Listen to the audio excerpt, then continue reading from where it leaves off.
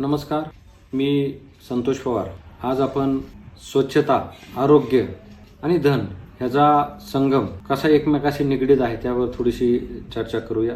जशी मराठीमध्ये म्हण आहे, जिथे स्वच्छता असे तिथे आरोग्य वसे, जिथे स्वच्छता असे तिथे लक्ष्मी वशे। खरं तर ज्या ठिकाणी स्वच्छता असते तिथं आरोग्य हे चांगलं असतं, तिथं आरोग्याची कुठलीही अडचण नसते। जिथं स्वच्छता असते तिथं लक्ष्मी असते, तिथं धन असते। खरं तर आपण बघतो आपल्या जीवनामध्ये, आम्ही ज्या परिसरामध्ये राहतो, आम्ही ज्या जागेवरती उठतो बसतो, जिथं आम्ही व्यवसाय करतो, हा परिसर स्वच्छ असणं ही आपल्याला महत्वाची आणि काळाची गरज आहे। खरं तर स्वच्छता असली म्हणजे आमचं दिवसभराचा जो वेळ आहे, मग तो व्यावसायिक असन, तो कौटुंबिक असन, तो समाजात असेल, तो चांगला जातो। आणि जीवनामध्ये आम्हाला ह्या गोष्टी जर समजा प्रसन्न वातावरणामध्ये गेल्या तर आमचं काम ते आनंदाने आणि सुकर होतं। आणि मग जर आमचं आरोग्य चांगलं असेल, आमचा व्यवसाय चांगल्या वातावरणात असेल तर धनही कमी पडत नाही। आणि म्हणून आम्ही जीवनामध्ये जे जे काय करू, ज्या ज्या वातावरणात असो,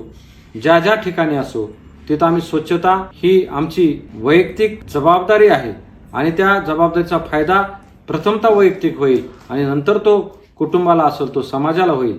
आणि नक्कीच मग आम्ही त्या स्वच्छतेमुळं आरोग्य आमचं सुधारूया आणि त्यातून आमचा धनलाभही करूया।